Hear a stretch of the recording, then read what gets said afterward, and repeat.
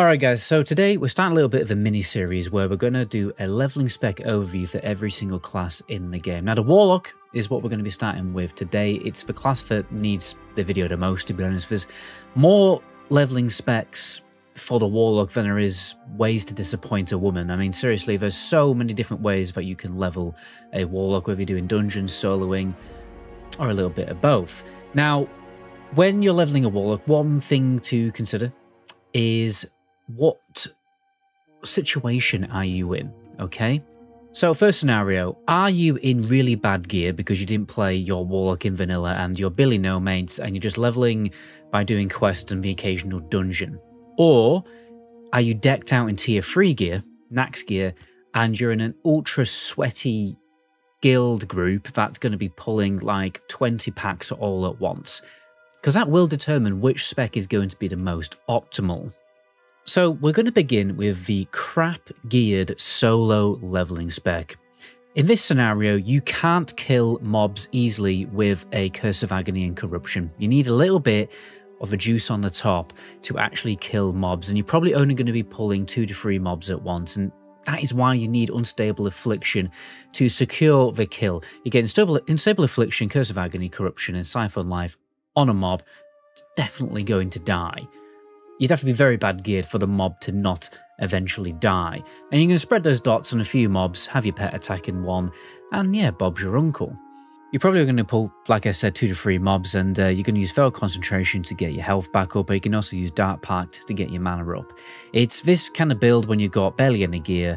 You have basically no downtime, great sustainability, and we've put some points here in Proof Shadowbolt and Bane in case we do the occasional dungeon, we just want to jump into a group. But do remember, you got dual spec in TBC Classic if you can afford it. Actually, it's quite cheap. If you can't afford it, then you're probably playing the game very, very wrong. So yeah. And this is just a solid spec for just getting those quests done. And guys, don't forget, if you are going to be doing solo leveling, the best way to do it is to get a really, really good leveling guide. Rest XP is by far the most optimal way to, absolutely maximize your experience per hour. World record holding speed level is literally designed the guide. And if you want to support the channel, be sure to click my link in the description to automatically get that cheeky little 10% discount. Now, if you're very well geared, you don't really need that Unstable Affliction to secure a kill. Most mobs are going to die in an Agony, Corruption, and Siphon Life, even probably in an Agony and a Corruption, to be honest, if you're well enough geared. So, in this scenario, we are just going to be running around dotting, and you can pull probably as many mobs as you want if you're in tier 3 gear.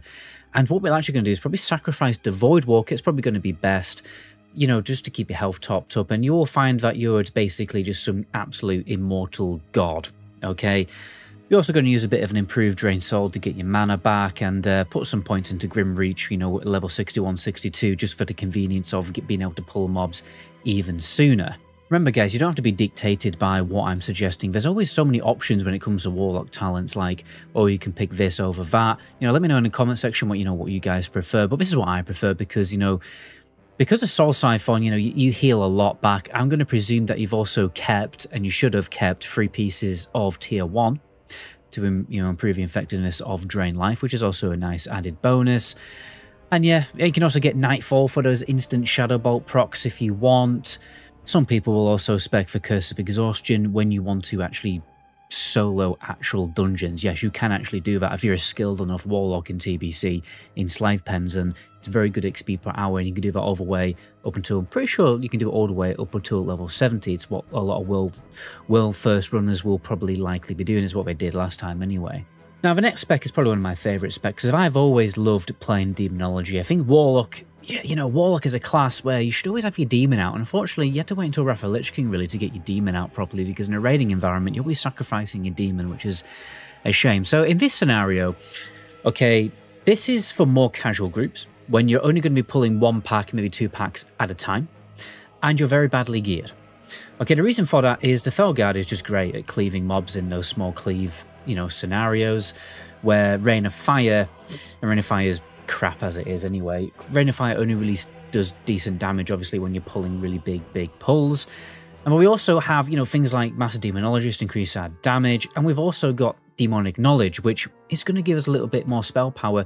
If you're badly geared, you're probably looking at 70 to 90, just spell power unbuffed, which is great. You can also, what I'd recommend doing if you have a priest or a mage, get a stamina and intellect buff on your demon to just get yourself a little bit of extra spell power, and then the spell power that you're granting yourself will in turn also grant your Felguard even more attack power. Okay, and you've also got mana feed here to just keep the Felguard's mana regenerated, so we can constantly just keep using cleave. It's a very chill spec, this. It's very, you know, because a lot of the work and the legwork has been done by your demon, so you just command them attack and you can chill back with a Rain of Fire. Normally, because you haven't got the instant corruption in this build, you're going to, as the tank is pulling the mobs, get in there early with some Curse of Agonies, just spread them up until the tank has aggro and he's got the mobs clumped up, and then, you know, your demon, send your demon in and do some Rain of Fires, and that's it. And then progress into improved Shadowbolt and Bane for that boss damage, obviously, because these two talents here are basically what's key, really, for you to do decent boss damage. Now, if you're very well geared and you are going to be grinding in a bit more of a sweaty try-hard group that is going to pull multiple packs at once, this is when Rain of Fire and Shadow Fury will become more useful. So first of all, just accept, guys, you don't see the corruption yet. You're not going to be topping the meters when it comes to these big AoE pulls. That is the job of the mages, okay? Your spot would rather be taken by a mage, to be honest, and that is just the cold, hard truth. So what we want to do, really, is make ourselves more useful to optimize XP per hour when we're in these spell cleave groups, okay? Because, yeah, you are taking a mage's spot, really. So what you want to do, really, is just accept, okay, let's not optimize for damage. Let's optimize increasing the damage of the other mages so that we do pull our weight in the group. And one of the best ways to do this is obviously with Shadow Fury. It's a very short cooldown. It helps keep the mobs clumped up so that the mages can do more AoE damage. And we're also going to spec into Pyroclasm. Doesn't proc very often, but it does from time to time. It relieves a bit of stress off the tank so you can do bigger pulls, and again just helps the mages clump other enemies together. And we're getting Ember Storm to increase Rain of Fire damage, because with this build you're basically, all you're going to do is, because we've got instant corruption, as a tank is pulling, you're going to just throw corruptions on as many mobs as you can before, you know, the AoE craziness starts, and then you're just going to, honestly, you're just going to start Rain of Firing with a Shadow Fury, you know, to clump all the mobs up and help the mages out, and that's it. It's also a pretty chill spec to play. We also got Bane and improved Shadowbolt for taking down the bosses faster. You can go for Shadowburn as well if you really want. And I like to keep my imp out of this build because, you know, when you've got improved imp, okay, you're obviously increasing the tank's stamina by quite a decent amount, you know, with that boost to Blood Pact, and you're also boosting Fire Shield, which you're going to throw on the tank as well.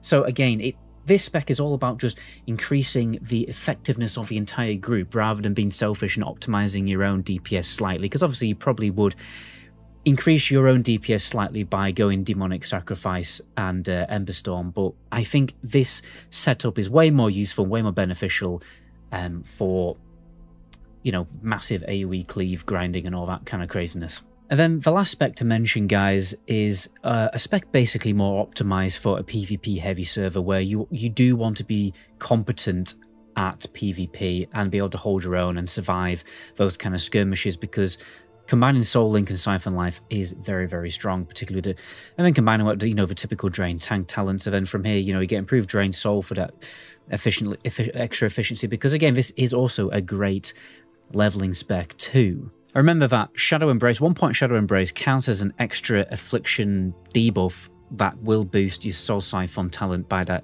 little extra 4% to obviously a maximum of 60.